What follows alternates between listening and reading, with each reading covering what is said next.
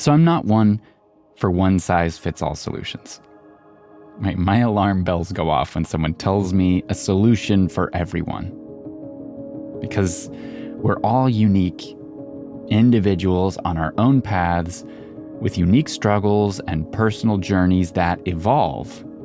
And they evolve on different timelines and according to very different factors that are largely outside of our own control. In other words, I don't believe that there is a silver bullet for anything in life. And in this episode, I'm going to share what I have witnessed to be the gateway of transformation, meaningful change in people's lives time and time again. I'm going to talk about the thing I get asked about every single time the news cycle seems to be bad news getting worse. And when that starts repeating enough, I get asked about this a lot. And I'm going to share what I believe, even with our unique needs and journeys, is the most necessary action that every man, really every one of us, man or not, needs to take right now in order to navigate this moment that we're living in. Because most people believe that the level of chaos and absurdity we're witnessing, the conflict, the corruption, the struggles happening all around us, most of us believe that this is unprecedented, that the end of the world seems to finally be here. When in fact, we've never been more capable of positive change. We've never had more powerful tools to connect us, to liberate us from the struggles that our ancestors have endured. And we've never been more aware of what we as human beings actually need to thrive on this planet, for our lives and for our children's lives after us. And so I'm not going to sell you on this optimism in this episode, and I'm not going to try to convince you about radical positivity, but I am going to share the one thing that we all need to do in order to open the door to the positive future that we all want to see. So if you're interested in that, stay with me. This is Reclaiming the Gentleman. I'm Dave Lashansky.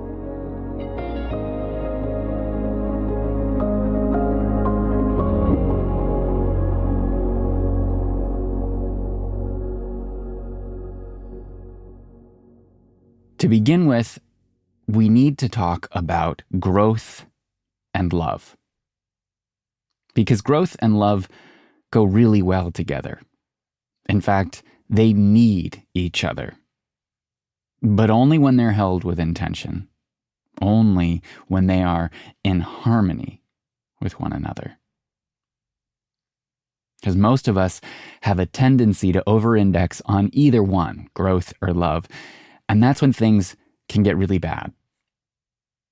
And think of the man who's most committed to work, right? And maybe with great intention, right? To growing his family's financial reserves and his legacy, to providing, to protecting the people he loves in this way, to growth in this financial form, right? His commitment to growth could be a noble and great thing, but only if it's done by choice.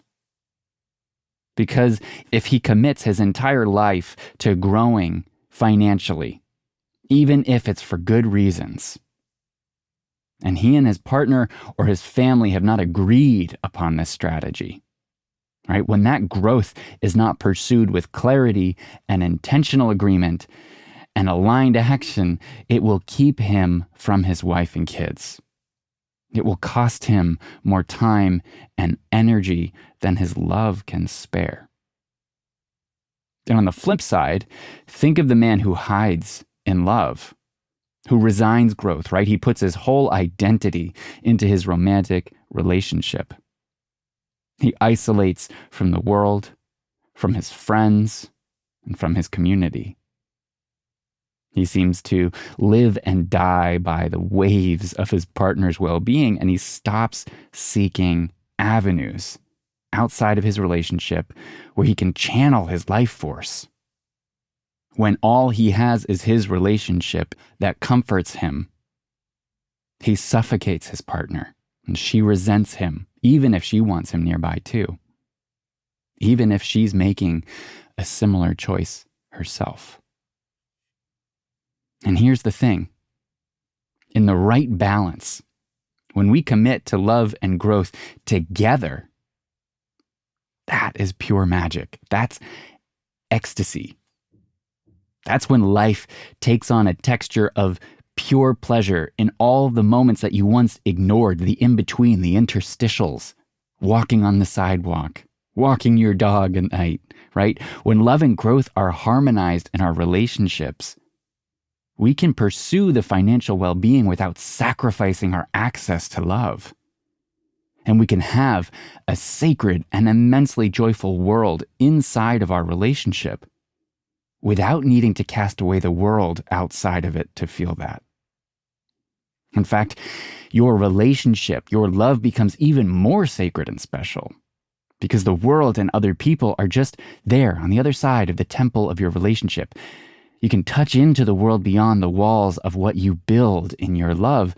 And this balance of love and growth is a lot like fire and oxygen, right? Together, in the right combination, fire and oxygen together create light and warmth. Fire and oxygen combined let us cook food and forge metal and build amazing things. Fire, just like love, it cuts through darkness. It warms us even in harsh conditions.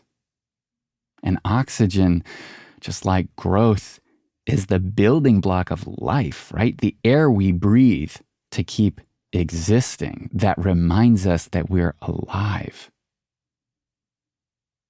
But out of balance, they don't work great together.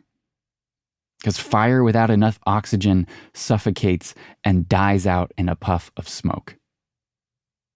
And oxygen feeding fire without containment is just destruction. It's explosive, and it consumes what's in its path. We need to have both love and growth, fire and oxygen, but in the right balance to survive. And so what does this look like? What does growth really mean, and what does it require from us? Because the truth is that it is really easy to say that you are committed to growing without ever actually doing it. And that becomes even easier if your partner is asking it of you, if your partner needs you to grow. In the situation, when it feels like love is at stake, we consciously think, of course, I'll fix that if it means losing her love, or losing her relationship. Right? Love raises the stakes for us, which can do one of two things, right? It can either compel us to be courageous and take action even when we're afraid, or it can have us convincing ourselves that we're taking action when in reality we're just looping in our blind spots and never actually changing the important things. Because unconsciously, we fear that we're not good enough, that we won't be successful in making that change. And in that situation, a lot of guys start talking about growth, but really just staying stuck and quietly panicking, hiding how we actually feel, hiding what we're doing, hiding from the growth, and eventually also hiding from love itself. And the only way that I've discovered that helps us avoid this, that helps us to always know whether we're on the right track or not, to always be able to say with integrity and confidence that yes, we are indeed growing, that we're actually doing the work our love requires of us. The only way to always know we are growing is to have mirrors outside your relationship. And what I mean by that is by having people, mentors, coaches, a really great therapist, or a men's circle who will call you higher, who can see you in your authentic present state. People who you can be totally honest with, who won't judge you for your problems, but who will help you see when you're making them worse. And this is the hardest lesson I ever had to learn about what growth actually is. It's that we can't do it alone. We can't commit to growing without the support of other people. And the really tricky thing here is that most men are contending with this wound from our childhood, where we have spent so much of our lives being told to cope, to push the feelings down, and to be okay even when we're not. And at some point, we and the people around us start to realize that this level of self-denial is costing us more than we can afford. It is making us turn to medications for stress and anxiety and wandering attention. It makes us explode when we just can't hold it all in anymore, and then spiral in the shame and consequences from that outburst. It's making us depressed and lonely and suicidal, and it doesn't have to. Some men find a person, find a partner, a spouse who they can turn to. And this person starts to feel like the refuge, the solution where it's finally okay to be honest, to feel and let loose those walls that have held back the tide of emotion and honesty for so long. And to talk about those wounds that you never really paid attention to, and that you're realizing actually still kind of hurt. We turn to our spouse or our partner to process these emotions that have been tamped down for decades, the ones you never got to feel from when you were a kid and told that it wasn't okay to feel them. And if that is you, brother, I see you. I feel how powerful it is to finally free yourself and explore what it's like to be sensitive, to allow your senses to be free, to finally not just open up, but actually explore how you're really doing, how you really feel, and what you really want. But I need you to hear this. Your relationship is not the place to process this. Your partner can't be the only outlet for that pain, and she can't be the only mirror that you look into to actually see how you're doing, heal those wounds, and tend to whatever it is that needs tending and healing inside of you. If you don't have people, mirrors, outside of your relationship that can hold those parts of you as you do this work, as you finally witness the thing that has been begging for your attention for so long, if you don't have other people to hold you as you tend to those wounds that surface as a natural byproduct of growing, you are depriving your relationship of the oxygen that it needs. Fire requires oxygen. Love requires growth. But just like fire doesn't supply the oxygen itself, love cannot itself offer you the growth you need to make it thrive. The healing we can do together with people who we choose to intentionally grow and be honest and authentic with, people who do not depend on us for love, but who can see and honor our courage all the same, is something that most men never experience. Most men never experience the healing that happens when we work on ourselves together. Most men never experience what it's like to have a brotherhood where we grow together. But this is changing.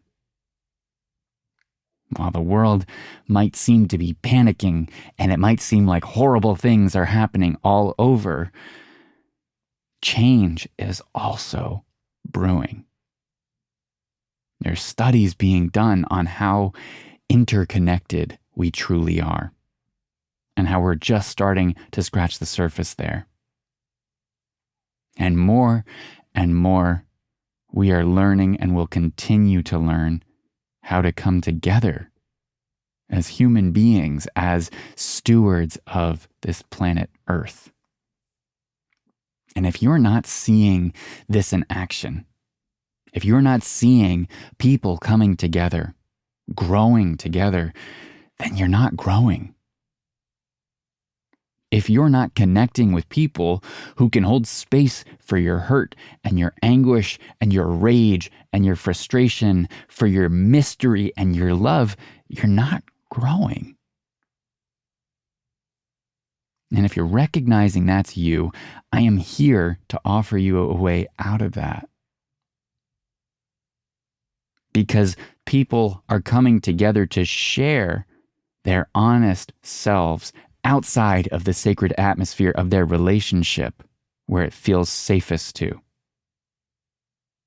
This is what I believe. The bright future I believe is coming is asking of us right now. And if you're listening to this podcast, you're probably here to co-create that, to participate in that yourself. So find people. Find the ones you can be honest with and gather them around you with the intention of growing, with the intention of honesty. You can have boundaries around what is safe without needing to muzzle other people. Because the world needs to see beyond the walls that we put up.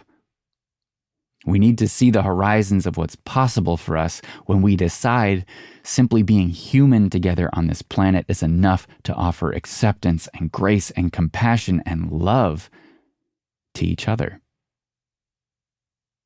And if those words aren't a call for you yourself to change something in your behaviors, if you hear what I'm saying and think only of the others that need to change, then the work starts there, my friend. Find your people. Find your mirrors and don't slacken. The future depends on it.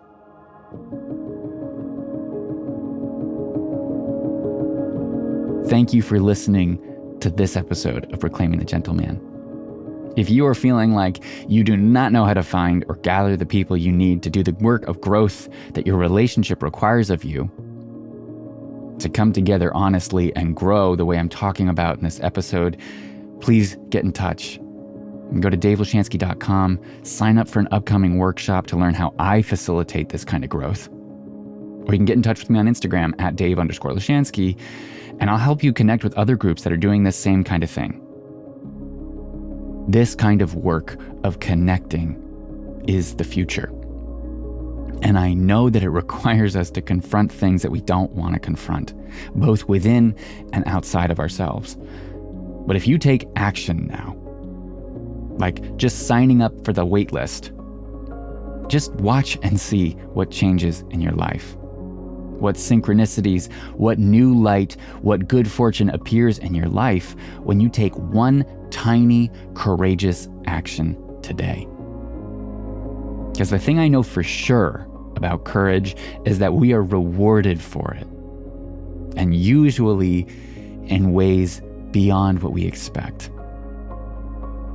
This moment is certainly a time for courage, my friend.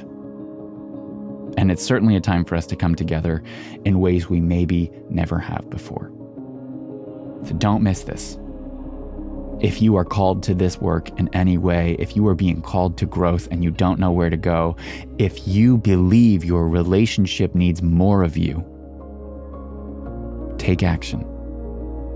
Go to davelashansky.com, connect with me on Instagram, connect with your group of people around you, and commit to growth together, to an honest expression of who you are, and watch what unfolds. I am here to support you in this. Get in touch if you need, but don't miss this moment.